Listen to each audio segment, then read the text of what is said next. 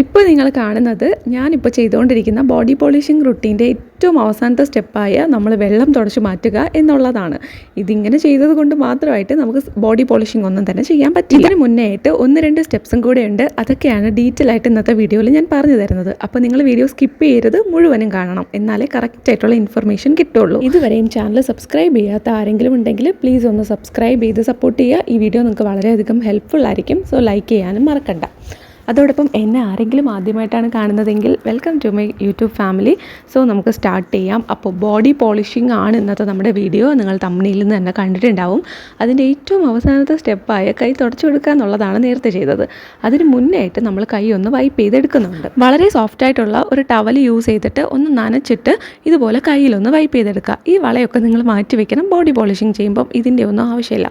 വള, മോതിരം, കൊലുസ് ഇങ്ങനത്തെ സാധനങ്ങളൊക്കെ ഉണ്ടെങ്കിൽ അത് ആദ്യമേ മാറ്റി വയ്ക്കുക. ഓക്കെ, പിന്നെ നമ്മളിത് വൈപ്പ് ചെയ്യുമ്പോൾ നമുക്ക് സോപ്പ് വാട്ടറോ അങ്ങനെ ഒന്നും തന്നെ യൂസ് ചെയ്യേണ്ട കാര്യമില്ല. നമുക്ക് സാധാരണ പച്ചവെള്ളം എടുത്ത് ഒന്ന് തുടച്ചെടുത്താൽ മതി. സിമ്പിളായിട്ട് കഴിയും. കൈ കാലൊക്കെ തന്നെ അതുപോലെ ചെയ്യുക. ഇപ്പം നിങ്ങൾക്ക് തുടയ്ക്കാനായിട്ട് താല്പര്യം ഇല്ലെങ്കിൽ ഒന്ന് സോപ്പ് പുറത്തൊക്കെ പോയിട്ട് വന്നാൽ സോപ്പൊക്കെ യൂസ് ചെയ്ത് നന്നായിട്ടൊന്ന് കഴുകുക. കഴുകിയതിന് ശേഷം ചെയ്താൽ മതി. വീട്ടിലിരിക്കുന്നവരാണെങ്കിൽ ജസ്റ്റ് ഒന്ന് വൈപ്പ് ചെയ്തെടുത്താൽ മതി. ഇപ്പം എൻ്റെ വള എനിക്ക് ഭയങ്കര ഡിസ്റ്റർബൻസ് ആയിരുന്നു. സോ ഞാനതങ്ങ് ഊരി. ഇതിപ്പോൾ എൻ്റെ ഫേവറേറ്റ് വളയാണ് കേട്ടോ. എനിക്കിത് ഊരി മാറ്റാനേ തോന്നാറില്ല. എന്താണെന്നറിയില്ല, പണ്ട് ഇങ്ങനെ കുപ്പി വളയൊന്നും ഇടാനായിട്ട് വലിയ താല്പര്യം ഉണ്ടായിരുന്നില്ല. ഇപ്പോൾ ഭയങ്കര ഇഷ്ടമാണ്. നമ്മൾ അഡൾട്ട് ആയിക്കൊണ്ടിരിക്കുന്നുണ്ടോ എന്നൊരു ഡൗട്ടുണ്ട്. മുന്നേ ഇഷ്ടമില്ലാതിരുന്ന കാര്യങ്ങളൊക്കെ ഇപ്പോൾ ഭയങ്കര ഇഷ്ടമാണ്. മുന്നേ ഇഷ്ടപ്പെട്ടുകൊണ്ടിരുന്നതൊന്നും ഇപ്പോൾ വലിയ താല്പര്യമില്ലാതെയും തോന്നിയിട്ടുണ്ട്. നിങ്ങൾക്കിങ്ങനെ തോന്നിയിട്ടുണ്ടോ? അങ്ങനെ എന്തെങ്കിലും കമൻറ്റ് ചെയ്യാം കേട്ടോ. എന്തൊരു മാറ്റമാണ് നിങ്ങൾക്ക് ഉണ്ടായെന്ന്. അടുത്തതായിട്ട് നമുക്കൊരു സ്ക്രബ്ബ് പ്രിപ്പയർ ചെയ്യണം. ഇത് തന്നെയാണ് കംപ്ലീറ്റ്ലി നമ്മുടെ മെയിനായിട്ടുള്ള ഒരു ഐറ്റം. സോ നമുക്ക് ഈ സ്ക്രബ്ബ് വെച്ചിട്ട് തന്നെയാണ് നല്ല ഒരു ബോഡി പോളിഷിങ് നമ്മൾ കൊടുക്കുന്നത്. സോ ഫസ്റ്റ് ഇൻഗ്രീഡിയൻ്റ് ആയിട്ട് എടുത്തേക്കുന്നത് ഷുഗറാണ്, പഞ്ചസാര. കുറച്ച് ചെറിയൊരു സ്പൂണിൽ പഞ്ചസാര എടുത്ത് അതിങ്ങനെ ആഡ് ചെയ്ത് കൊടുത്തു. ഞാനിപ്പോൾ ഒരു കയ്യിൽ കാണിക്കുന്നത് കൊണ്ടാണ് കുറച്ച് പ്രിപ്പയർ ചെയ്ത് കാണിക്കുന്നത്.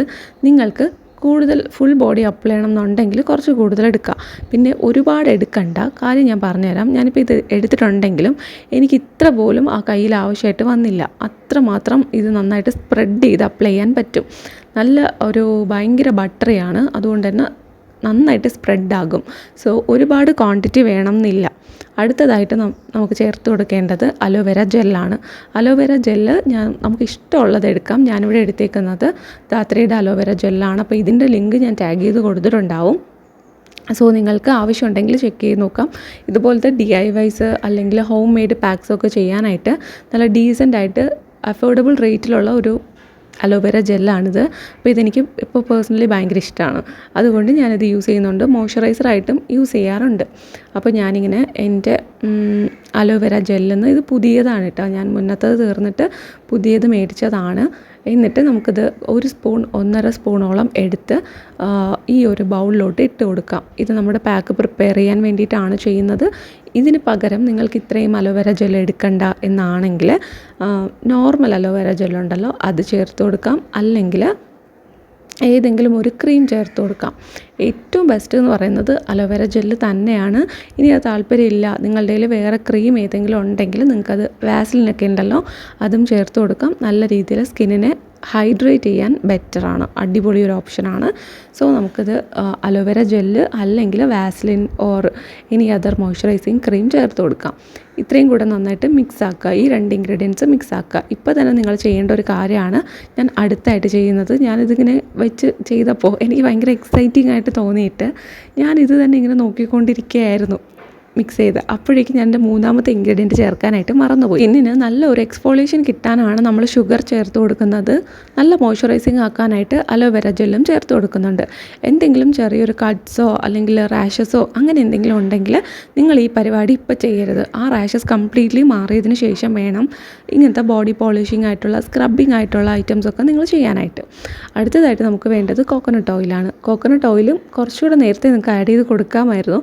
പക്ഷേ ഞാൻ മറന്നുപോയി. അതുകൊണ്ടാണ് ഇപ്പോൾ ചേർത്ത് കൊടുക്കുന്നത്. ഇത് 3ഉം കൂടെ ഒന്നിച്ച് ചേർത്തിട്ട് പെട്ടെന്ന് അങ്ങ് മിക്സ് ചെയ്ത് നമ്മുടെ സ്കിന്നിലോട്ട് അപ്ലൈ ചെയ്താൽ മതി. ഇത് വെയിറ്റിംഗ് ടൈം ഒന്നും ഇല്ലാത്ത ഐറ്റമാണ്. എളുപ്പത്തിൽ ചെയ്യാൻ പറ്റും.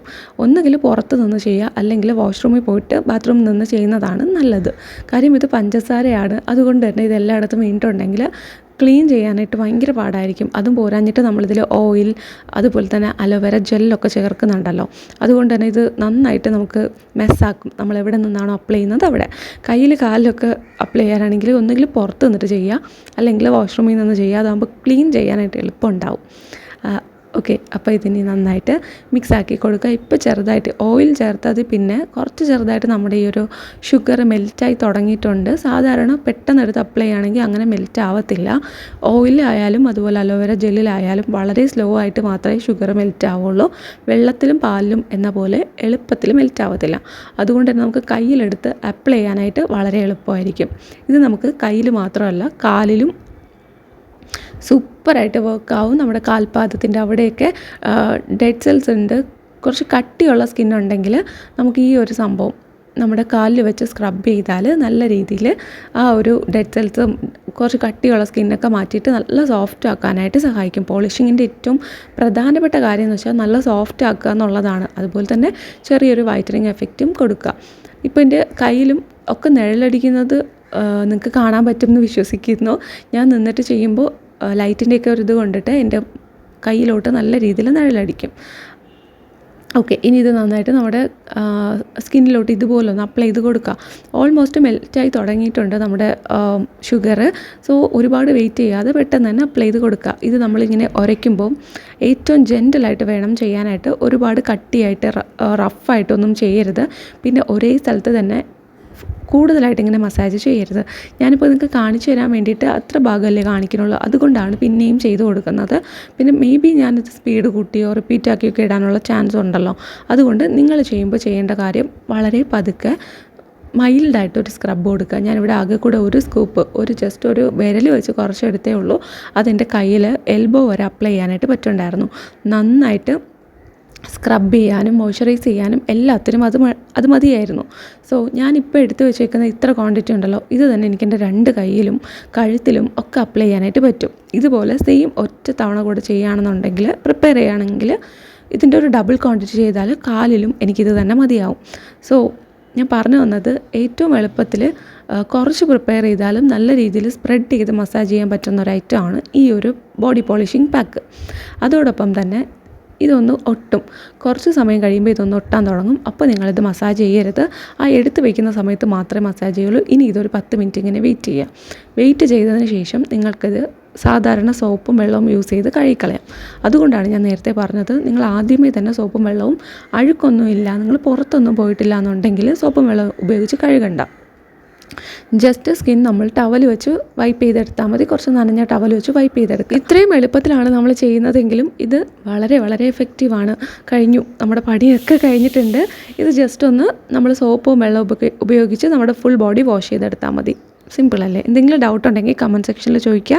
ഈ വീഡിയോ ഇഷ്ടപ്പെട്ടിട്ടുണ്ടെങ്കിൽ ലൈക്ക് ചെയ്യുക, സബ്സ്ക്രൈബ് ചെയ്ത് സപ്പോർട്ട് ചെയ്യുക. ഈ വീഡിയോ നിങ്ങൾക്ക് വളരെ യൂസ്ഫുൾ ആണെന്ന് കരുതുന്നു. ഇതുവരെയും എന്നെ സബ്സ്ക്രൈബ് ചെയ്ത് സപ്പോർട്ട് ചെയ്ത എൻ്റെ എല്ലാ സബ്സ്ക്രൈബേഴ്സിനും ഒരുപാട് നന്ദി.